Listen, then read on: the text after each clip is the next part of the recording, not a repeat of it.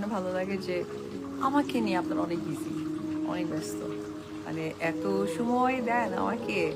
আমার মনে হয় যে আমাকে নিয়ে তাদের কেন এত জ্বলে, আমাকে নিয়ে তাদের কেন এত সমালোচনা, আমার নাম কেনই বা তাদের মুখে নিতে হবে, নাকি নতুন করে ভাইরাল হওয়ার ধান্দা তাদের। এবার যেন বুবলির ফ্যান এবং বুবলিকে উদ্দেশ্য করেই কথাগুলো বলেছেন চিত্রনায়িকা অপবিশ্বাস, এমন মন্তব্যই করা হচ্ছে। সত্যিকার অর্থে কাকে উদ্দেশ্য করে এই কথাগুলো বলেছেন লাইভে এসে অপবিশ্বাস? ভিউয়ার্স, এ বিষয়ে জানতে সম্পূর্ণ ভিডিওটি দেখে আমাদের সঙ্গেই থাকুন। আমি একটা প্রোগ্রামে বলেছিলাম যে যারা আসলে আমাকে হেট করে বা আমাকে নিয়ে কথা বলে, আমি তো বিনা পয়সায় চাকর বলেছিলাম। ডালিউড কুইন চিত্রনায়িকা অপবিশ্বাস বর্তমানে অবস্থান করছেন নেপালে। সেখানে আসন্ন সিনেমা শিকারের শুটিংয়ে ব্যস্ত সময় পার করছেন তিনি। বৃহস্পতিবার দুপুরের শুটিংয়ের ফাঁকে নিজের ফেসবুক পেজ থেকে লাইভে আসেন এই অভিনেত্রী। দীর্ঘক্ষণ ভক্তদের সঙ্গে আলাপকালে নিজের কাজ, বর্তমান ক্যারিয়ার, ব্যক্তিগত জীবন ও সিনেমা অনিয়মিত হওয়া সহ তাকে নিয়ে তৈরি হওয়া নানা প্রশ্নের উত্তরে দিয়েছেন এই অভিনেত্রী।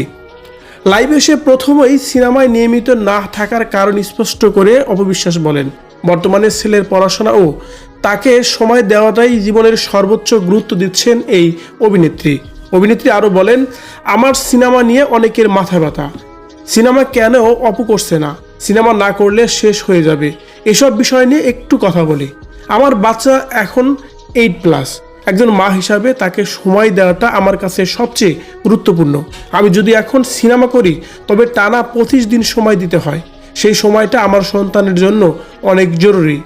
বিশেষ করে 6 বছর আগে আমার মা মারা যাওয়ার পর থেকে সন্তানের সুন্দর ভবিষ্যতের জন্য আমারই তাকে সবচেয়ে বেশি সময় দেওয়ার প্রয়োজন, তাই সিনেমা আসলে খুব বেশি একটা ফোকাস রাখেনি।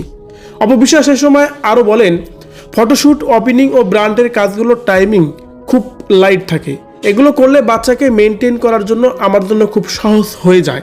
টানা চলচ্চিত্রের শুটিং করা এই মুহূর্তে আমার জন্য একেবারেই অসম্ভব হয়ে পড়েছে, তবে কাজের পাশাপাশি আমি আমার বাসাতেও সময় দিচ্ছি।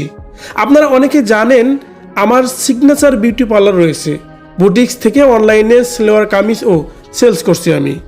সিনেমা নিয়মিত না হলেও বিভিন্ন ব্র্যান্ড প্রমোশন ও ফটোশ্যুটে প্রায় দেখা যায় এই অপুকে। তা নিয়ে নানা প্রশ্ন তোলেন কেউ।